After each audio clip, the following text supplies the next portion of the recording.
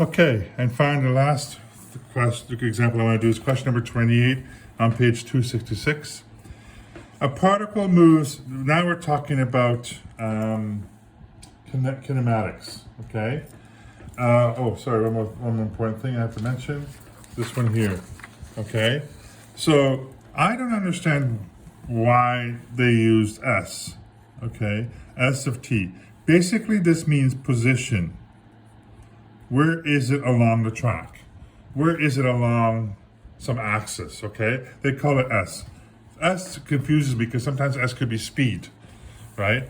But then you got V of t, well, this is easy, that's velocity. And then A is short for acceleration. Okay?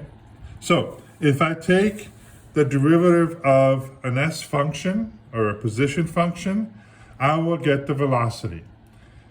Okay? So basically the change in this position, the change in position tells you the velocity. If I take the change in velocity, in other words, the derivative of the velocity, I will get acceleration.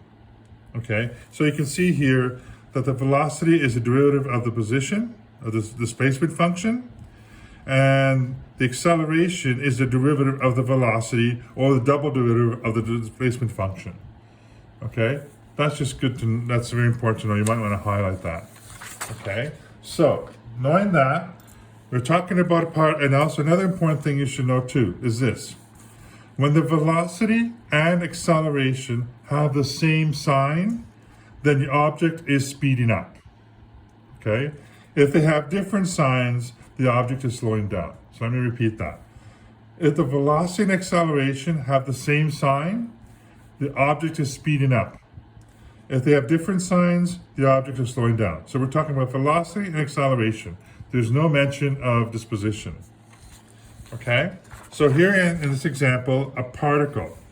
Oh boy, what could about it? It could be an atom, I don't know. It could be a robot, it could be a little mouse, a robot mouse, whatever. I don't know why I call it a particle, but suffice to say it's a particle.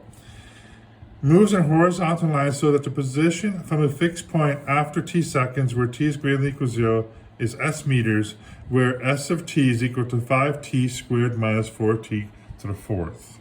Okay? And then it says find the position, velocity, and acceleration of the particle after 1 second. Okay, so here is the function. All right, s of t equals 5t squared minus 4t to the power 4. Right? Well, they said this find the position at 1 second, so I just plug in 1. You get 4 meters. Simple. Take the derivative of this, which gets you velocity. All right. So derivative of 5t squared is 10t, derivative of t to the fourth is minus 4t cubed. Again, subtract 1 from the exponent. Plug in 1. You'll get 6 meters per second. Okay?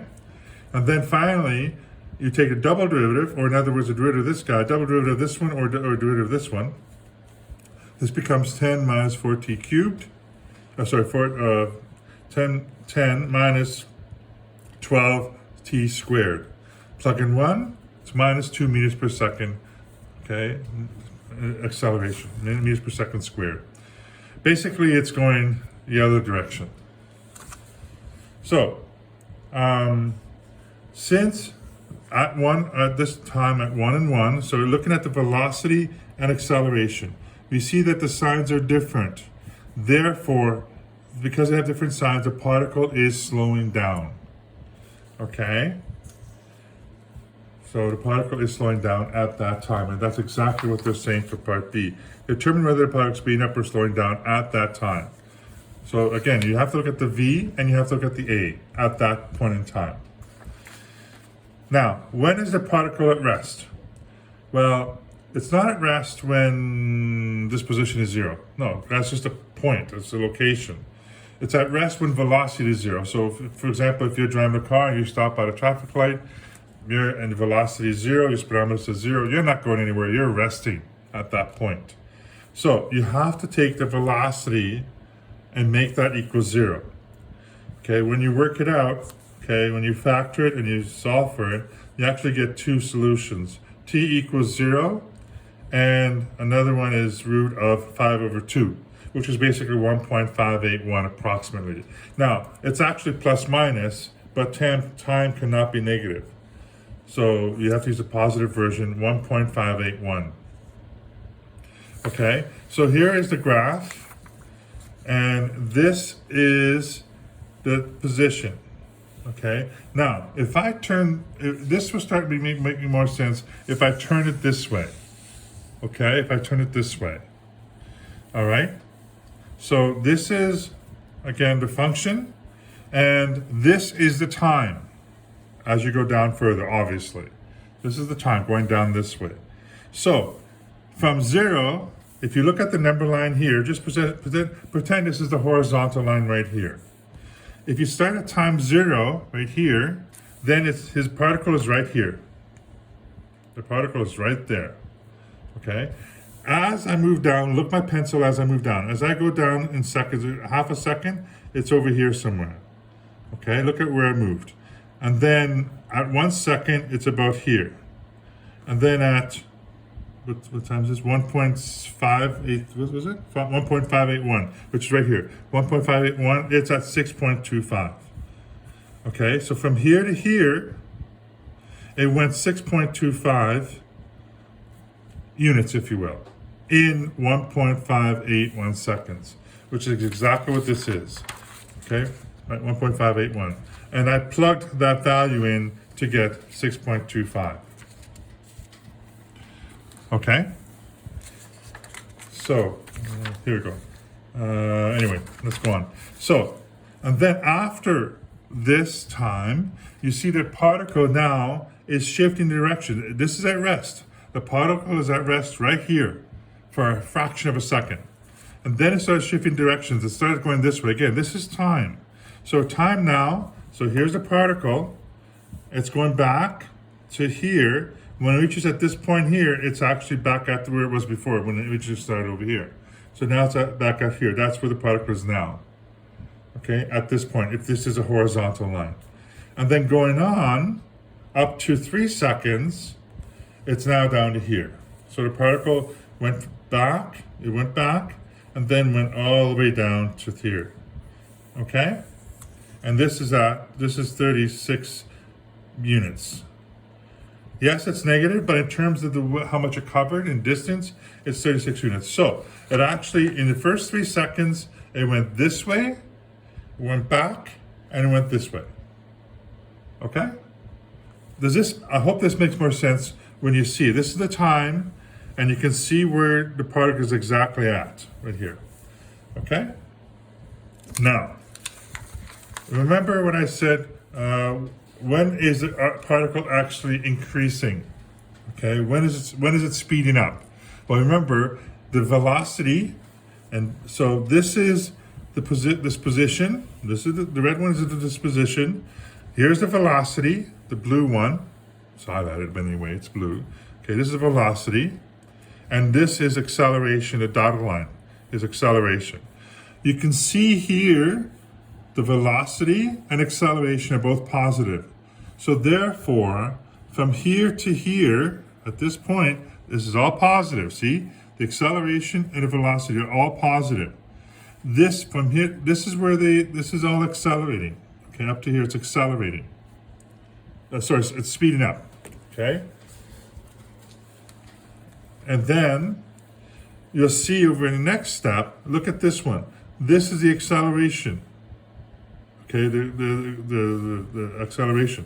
It's negative. It's below the x-axis. Negative times a positive means it's slowing down.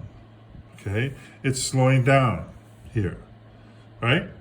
And then again, we have a negative from this point onward, we see a negative velocity and a negative acceleration. Both are the same signs, therefore the particle is speeding up. And you can tell from here, it actually is speeding up going out the way here. It's going really fast down to here. Okay? So what is the interval when it's speeding up? Sometimes looking at the graph really helps, okay?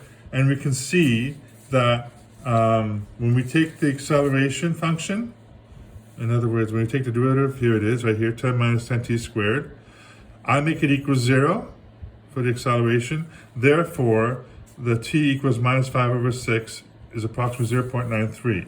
So we can see that it hits 0 right there. Okay, these two are the same. Okay, 0. The computer system, actually Desmos, this is the Desmos thing. So the root of 5 over 6 is 0.913. So that's where it's 0 here. Okay. So it's approximately 0. And then when you're speeding up, the interval is speeding, okay. Then when you're speeding up, the velocity and acceleration are the same sign in the same sign. So I just talked about this being speed up, so it's from here to here. In other words, this is root of 5 over 6. So between that time of speeding up and between these time greater than 5 over 2. So this is 5 over 2, and which is equal to this, by the way. All right. It's actually speeding up. And how did I get 5 over 2? Where did I get it? Oh yeah, it's up to here somewhere. Here we go, 5 over 2, right? It's after when the particle rested. So, so it's greater than 5 over 2, that's where it's speeding up. And then in between here, between root 5 over 6 and root 5 over 2, that's when it was slowing down.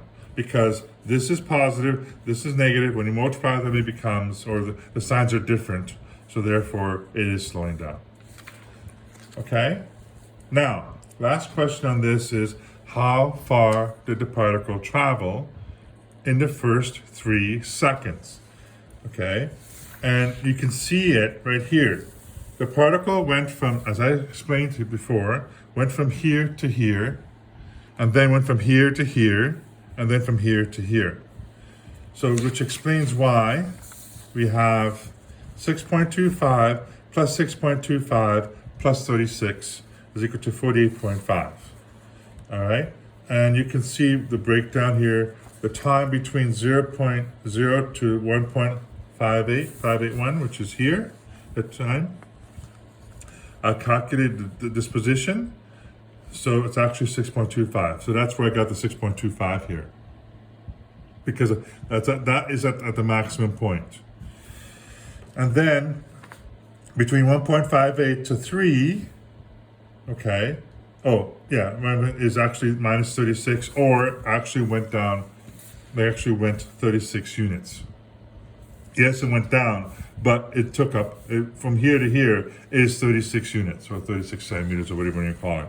So, again, you have to add this twice, all right? So, because it went up 6.25, it went down 6.25, and then it went another 36, which is 48.5.